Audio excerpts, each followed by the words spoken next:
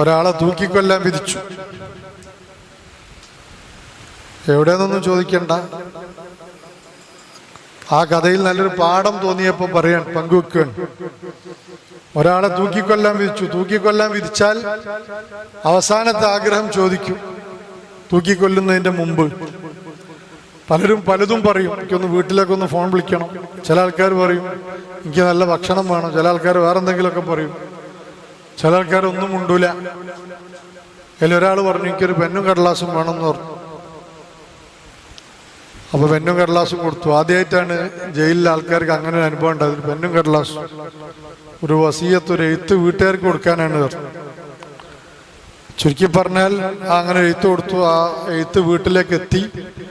അയാള് തൂക്കി കൊല്ലപ്പെടുകയും ചെയ്തു. വീട്ടിൽ അയാളുടെ ഉമ്മ ആ എഴുത്ത് കിട്ടിയപ്പോൾ ആ എഴുത്ത് വായിച്ച് ബോധം കെട്ടു വീണുന്നാണ്. അപ്പൊ എന്താണ് ആ എഴുത്തിലുള്ളത്? പണ്ട് എന്നെ ഉമ്മ പ്രൊട്ടക്ട് ചെയ്തിരുന്നെങ്കിൽ എൻ്റെ ഉമ്മ അന്ന്, ഉമ്മമാര് ശ്രദ്ധിക്കണം, ഉമ്മമാരുണ്ടല്ലോ ഇവിടെ കുറെ ഉമ്മമാര് ശ്രദ്ധിക്കണം, അന്ന് എൻ്റെ ഉമ്മ എന്നെ സൂക്ഷിച്ചിരുന്നെങ്കിൽ, അന്ന് എൻ്റെ ഉമ്മ എന്നെ ശരിപ്പെടുത്തിയിരുന്നെങ്കിൽ, അന്ന് എൻ്റെ ഉമ്മ നന്മയും നീതിയും എന്നോട് പകർന്നു തന്നിരുന്നെങ്കിൽ ഇന്ന് ഞാൻ ഈ അവസ്ഥ അനുഭവിക്കേണ്ടി വരുമായിരുന്നില്ല. മറിച്ച് അന്ന് എൻ്റെ ഉമ്മ എന്നെ തടയാത്തത് കൊണ്ട്, എന്നോട് പലതും പറയാത്തത് കൊണ്ട്, എന്നെ സൂക്ഷിക്കാൻ ശ്രദ്ധിക്കാൻ എന്നെ പഠിപ്പിക്കാത്തത് കൊണ്ട് ഇന്ന് എന്നോട് നീതി ചെയ്തത് തികച്ചും നീതി തന്നെയാണ്, അനീതിയല്ല. നീതിപീഠം എന്നെ തൂക്കിക്കൊല്ലാൻ വിധിച്ചത് യഥാർത്ഥ നീതി തന്നെയാണ്. അതിന്റെ പരിപൂർണ ഉത്തരവാദിത്വം ഉമ്മയോട് വെറുപ്പില്ലാതെ ഞാൻ രേഖപ്പെടുത്തുന്നു. ഇനി ഒരു ഉമ്മയും ഒരു മക്കളോടും ഈ കടുത്ത അനീതി ചെയ്യരുത്. ആ ഉമ്മ അത് വായിക്കലോടുകൂടെ ബോധം കെട്ട് വീകൂലേ? എന്തായിരുന്നു ആ മോൻ ചെയ്തിരുന്നത്? പഴയ കാലത്ത് കക്കുമായിരുന്നു. കട്ടുകൊണ്ട് വരുന്ന സാധനങ്ങൾ ഉമ്മ അത് സൂക്ഷിക്കുമായിരുന്നു. കട്ടുകൊണ്ടുവരുന്ന പൈസ ആ ഉമ്മ ഉപയോഗപ്പെടുത്തുമായിരുന്നു. അന്ന് ഉപ്പ ശക്തമായി ഇടപെട്ടപ്പോൾ ഉപ്പയുടെ നേരെ ഉമ്മ കയർത്തിരുന്നു. ഉപ്പയുടെ ആ ശാസനയിൽ നിന്ന് ഉമ്മ എന്നെ രക്ഷപ്പെടുത്തി കൊണ്ടുപോയിരുന്നു. ഉപ്പ അടിക്കാൻ വരുമ്പോ ഉമ്മ പിടിച്ചോക്കും, അല്ലെങ്കിൽ ഉപ്പക്ക് നേരെ ഉമ്മ ചാടും. അങ്ങനെ ഉപ്പക്ക് എന്നെ പ്രൊട്ടക്ട് ചെയ്യാൻ കഴിയാതെ പോയി. ഉമ്മ അന്ന് എല്ലാ വൃത്തികേടുകൾക്കും എന്നെ വളർത്തി ഉയർത്തി. ഇന്ന് അങ്ങനെ ഒരു ഭീകരമായ വൃത്തികേടിന്റെ മുന്നിൽ എൻ്റെ പേരിൽ നീതി നടപ്പാക്കപ്പെട്ടു. എങ്ങനെയുണ്ട്? എൻ്റെ ശബ്ദം കേൾക്കുന്ന പ്രിയപ്പെട്ട ഉമ്മമാര് പലരും ആണ് മക്കളുടെ ഏറ്റവും വലിയ വീഴ്ചക്കും പരാജയത്തിനും ഭീകരതക്കും കാരണം. ഈ സദസ്സിൽ വന്ന മുഴുവൻ ഉമ്മമാരും സൂക്ഷിക്കണം, ശ്രദ്ധിക്കണം. മക്കളെ വളരെ ജാഗ്രതയോടുകൂടെ മക്കളെ പ്രൊട്ടക്ട് ചെയ്യണം. മക്കളുടെ എല്ലാ റിസൾട്ടും ഉമ്മന്റെ കയ്യിലുണ്ടാവുക. വാപ്പ രാവിലെ പോവും, രാത്രി തളർന്നു വരും, അധ്വാനിച്ച് കുണ്ട പേറി കഷ്ടപ്പെട്ട് പല പ്രയാസങ്ങളും സഹിച്ച് 4/4 ഉണ്ടാക്കിയിട്ട് കൊണ്ടുപോയി കൊടുക്കൽ ആരുടെ കയ്യിലാണ്? ഭാര്യയുടെ കയ്യിലാണ്, അഥവാ ഉമ്മയുടെ കയ്യിലാണ്. ഉമ്മയാണ് ആ പണം പലപ്പോഴും ഉപയോഗപ്പെടുത്താറുള്ളത്. രാവിലെ 10 മണിക്ക് എഴുന്നേറ്റിട്ട് നിസ്കരിക്കാതെ കിടന്നുറങ്ങുന്ന, പണിക്ക് പോകാത്ത ഒരുത്തൻ വാപ്പ ചോര നീരാക്കി വീട്ടിൽ കൊണ്ടുപോയി കൊടുക്കുന്ന പൈസ മകൻക്ക് തമ്മാടിത്തരത്തിന് പോകാൻ, വണ്ടിക്ക് എണ്ണടിക്കാന്ന് പറഞ്ഞുകൊണ്ട് 100ഉം 200ഉം ആ വാപ്പയുടെ ചോര ഊറ്റിക്കൊടുക്കുന്ന എത്ര ഉമ്മമാര് നമ്മുടെ വീട്ടിലുണ്ട് അല്ലേ? ആപ്പതൊന്നും അറിയില്ല. വൈകുന്നേരം വരുമ്പോ പൈസ ചെലവായി, മോൻകൂടെ പോകാണ്ട് ഇനി പറയാ. ആപ്പമാര് ചില ആളുകളൊക്കെ കച്ചറുണ്ടാക്കിയാൽ ആ കച്ചറിന്റെ പേരിലൊക്കെ ഉമ്മാരത് പിന്നെയും ഓട്ടടിച്ചിട്ടില്ലാതെ.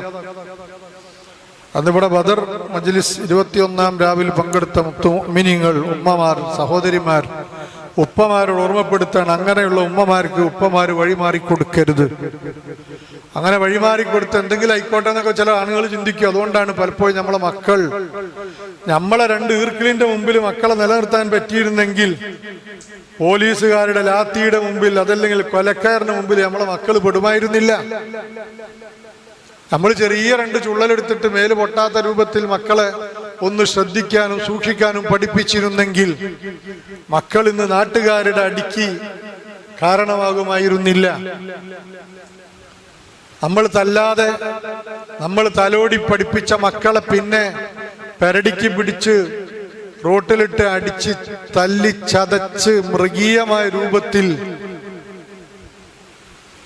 സംഭവങ്ങളാക്കി മാറ്റുമ്പോൾ ദുനിയാവിൽ നിന്ന് മാത്രമല്ല ആഖിറത്തിലും അതിന്റെ പ്രഹരം നമ്മൾ ഏൽക്കേണ്ടി വരും. മക്കളെ കാരണം നമ്മൾ നാളെ നരകം വാങ്ങേണ്ടി വരും, അത് സൂക്ഷിച്ചിട്ടില്ലെങ്കിൽ. അള്ളാഹു നമ്മളെ മക്കളെ നല്ല രൂപത്തിലാക്കാൻ അള്ളാഹു തൗഫീഖ് നൽകട്ടെ. അങ്ങനെ ആയാലോ മക്കളെ കൊണ്ട് സ്വർഗം വാങ്ങാം. ഒരു മനുഷ്യന്റെ ഏറ്റവും വലിയ സൗഭാഗ്യമാണ് നല്ല മക്കൾ. ഇല്ലെങ്കിൽ മക്കളെ കൊണ്ട് ദുരിതമായിരിക്കും. അള്ളാഹു നമ്മളെ മക്കളെ നല്ല മക്കളാക്കി തരട്ടെ. നല്ല മക്കൾ എന്ന് പറഞ്ഞ പേരിൽ ഇങ്ങനെ നല്ലതെന്ന് തന്നെ പ്ലസ് ഇട്ടാ പോരാ. സൽക്കർമ്മികളായ ദീനുള്ള ദുആ ചെയ്യുന്ന മക്കളാവണം. ദുആ എല്ലാവർക്കും കഴിയോ? ഇല്ല. ദുആവിന് വേണ്ടി പഠിക്കണം. നമ്മൾ എങ്ങനെയാണ് ദ്വാരക്കേണ്ടത്. എങ്ങനെങ്കിലും ദ്വാരന്നാലൊന്നും ഉത്തരം കിട്ടൂല. ദുആ എന്നുള്ളത് എന്താണ്? ഇബാദത്താണ്, ആരാധനയാണ് ദുആ. നാളെ നമ്മൾ ഇന്ന് നടത്തിയ ഓരോ പ്രാർത്ഥനക്കും നാളെ അടുക്കല് സ്വീകരിച്ചാലും സ്വീകരിച്ചില്ലെങ്കിൽ അള്ളാന്റെ അടുക്കല് ദുആക്ക് പ്രതിഫലമുണ്ട്. ചില ദുആകൾ അള്ളാഹു നടപ്പിലാക്കി തരും. ഇവിടെ ചില ദുആകൾ അള്ളാഹു ആഖിറത്തിലേക്ക് നീട്ടി വെക്കും. അതാണെങ്കിൽ വലിയ സംഭവമായിരിക്കും ആഖിറത്ത് കിട്ടൽ. ആഖിറത്തിൽ ഇങ്ങനെ പെടുന്നു, ദുനിയാവിൽ വരുന്നതിന് ആഖിറത്തിൽ ഇങ്ങനെ കിട്ടുമ്പോ നമ്മൾ പറയുന്നതാണ്, ഒക്കെ പെടുന്ന് കിട്ടിയാൽ മതി, അവിടെ ഒന്നും വേണ്ടില്ല ഇനി. അതുകൊണ്ട് ദുആഇന്റെ ഉത്തരം അള്ളാഹുവിന്റെ ഭാഗത്തു നിന്നുള്ള വലിയ റഹ്മത്താണ്. ആ റഹ്മത്തിനെ തൊട്ട് ആശ മുറിഞ്ഞിട്ട് ദുആ ചെയ്യാതെ എഴുന്നേറ്റ് പോകുന്ന ആളുകൾ, ദുആ നടക്കുമ്പോൾ അതിൽ പങ്കെടുക്കാതെ പോകുന്ന ആളുകൾ, അള്ളാഹിനോട് എന്തെങ്കിലും രണ്ട് വാക്ക് പറയാൻ താല്പര്യമില്ലാത്ത ആളുകൾ, അവരൊക്കെ വലിയ മോശക്കാരാണ്. അള്ളാഹു ആ മോശക്കാരിൽ നമ്മൾ അള്ളാഹു പെടുത്താതിരിക്കട്ടെ. ഇവിടെ കുറെ മക്കളുണ്ട്. ആ മക്കളൊക്കെ നല്ല മക്കളാണ്. എന്ത് നന്മയും പറഞ്ഞാൽ കേൾക്കാൻ പറ്റിയ മക്കളാണ്. ആ മക്കൾക്ക് നന്മ പകരുന്നോടത്തുനിന്ന് പകരം തിന്മ പകർത്തുന്നവരായി നമ്മൾ മാറിയാൽ ഒരു 21 കാര്യം ഉണ്ടാവൂല. ഇനി 21 പോയി 23 കിട്ടും വിചാരിച്ചോ? ഇല്ല. 25 കിട്ടോ? ഇല്ല. 27 കിട്ടോ? ഇല്ല. 29 കിട്ടും. ഇനി റമദാൻ 30 നിങ്ങൾ ഇത്തിക്കാഫിരുന്ന് മുസാഫും പിടിച്ച് ദിക്റും സലാത്തും ചെല്ലിയ കാര്യമുണ്ടോ? ഒരു വലിയ സംഭവത്തിന് അടിയിൽ ചെറിയൊരിളക്കം കുടുങ്ങിയാൽ മുഴുവനും നശിച്ചു പോകും.